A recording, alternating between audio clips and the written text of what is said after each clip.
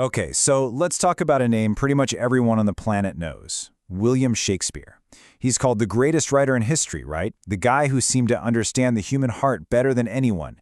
But how did he become, well, Shakespeare? This isn't just some dusty history lesson. Nope.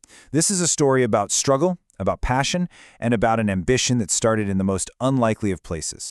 You know these words. Of course you do. Lines like this are so deep in our culture that it's easy to forget a real person actually wrote them. A person who had to wrestle with the very same huge questions about life, love, and what it all means, just like we do. So let's pull back the curtain a little bit. And right there, that's the big mystery. I mean, he wasn't born a prince. He didn't come from a wealthy family or go to some fancy university. He came from a small town, from a family that was about to face some really tough times. So the real question is, how did this seemingly ordinary boy grow up to write our world? Okay, so our story kicks off not in some bustling city, but in a quiet little market town called Stratford-upon-Avon. For the first chapter of his life, this place was his entire universe. So, picture this. It's April 1564. He's the son of a glove maker, a regular working guy. But from the very beginning, young William was different. He was curious. He was a people watcher. While everyone else just saw their neighbors, he saw characters on a stage. He was listening, really listening to how people talked, how they argued, laughed, and cried. And then, boom, reality hit hard. His father's business, which had been doing really well, started to collapse. The family fell into debt, and William got a front row seat to see how fast a person's fortune can just disappear. He learned early on that life was unpredictable, and that's a theme you're going to see again and again in his greatest plays. And his own life started moving at a wild pace. At just 18 years old, he marries Anne Hathaway. She's 26, and she's already pregnant. A year later, his first daughter is born. And then 2 years after that, they have twins. So think about it. By the time he's only 21, he's a husband and a father of 3. The pressure must have been absolutely immense. He's got a family to feed, but no real prospect. And this is where the story gets really juicy.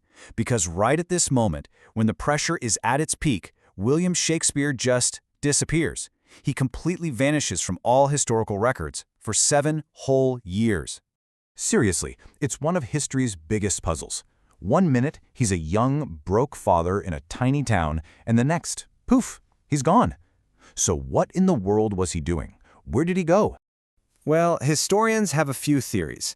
Maybe he worked as a school teacher for a while. Or maybe he ran off and joined a traveling theater group, learning the ropes on the road. There's even a wild story that he had to skip town to avoid getting in trouble with the law. Whatever really happened, one thing is for sure. The boy who left Stratford was not the same man who was about to show up in London. Because when he finally resurfaces in 1592, he's in London, the absolute beating heart of England.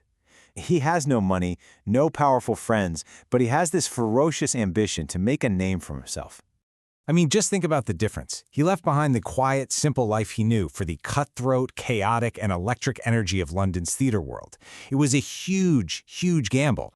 And yeah, not everyone was thrilled to see this new guy in town. A rival writer, a guy named Robert Greene, actually attacked him in public. He called him an upstart crow, which was basically saying, "You're an arrogant nobody who doesn't belong here." But Shakespeare? He didn't back down. He just wrote more. But then, just as he was starting to make it, a total disaster struck. A deadly plague swept through London, and the city shut down every single theater. For a guy whose entire life was the stage, this should have been the end of the line. Game over. But this is where we see his real genius. He couldn't write plays, so what does he do? He pivots. He writes 2 long, incredible poems instead, and they were a smash hit. They made him rich, they made him famous, and they got him noticed by England's most powerful people. He literally turned a career-ending crisis into a massive victory. So when the theaters finally reopened, Shakespeare didn't come back as some upstart. He came back as a star. And this next chapter, this is where he builds his empire and writes the stuff of legend. From here on out, his rise was just meteoric. He joins one of the best acting companies around.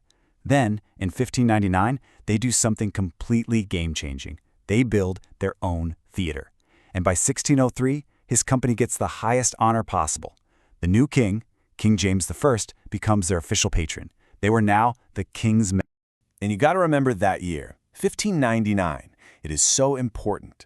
Because when he co-founded the Globe Theatre, Shakespeare wasn't just working for someone anymore. He was an owner, a shareholder. He finally had his own stage, a home built specifically for his incredible vision. And what came out of that theater? My gosh, it was just an unbelievable flood of masterpieces. Hamlet, Othello, Macbeth, King Lear. These weren't just hit plays. They were these deep dives into what it means to be human, and they cemented his legacy forever. The kid who left his small town with nothing had finally done it all. He was a famous artist, a brilliant businessman, and one of the richest writers in the country. He even bought the second biggest house back in his old hometown of Stratford. But after all that, after reaching the absolute summit of fame and success, Shakespeare did something that nobody, and I mean nobody, saw coming. He decided to just walk away. Yep, in 1613, he just put down his pen, he retired, and went back home to Stratford to live out his days as a wealthy country gentleman. The man who had taken London by storm chose to go back to the quiet life where it all started. He passed away just a few years later, in 1616, and you know, even in death, his words had serious power. He had this curse carved onto his tombstone, a final dramatic warning shot to anyone who might think about disturbing his grave. And guess what? It worked. Nobody's touched it in over 400 years. So what is his legacy, really? It's not just the stack of plays. It's the words and phrases that we still use every single day without even thinking about it. It's the timeless stories that hold up a mirror and show us who we are. Our capacity for love, for hate, for ambition, for grace. He gave us a language to understand ourselves. In the end, he was a small-town boy who dared to write a bigger story for himself, and in doing so, he changed the world. He proved that it's not where you start that matters most. It's the story you decide to write for yourself. So that really just leaves one last question, doesn't it? What's the story that only you can tell?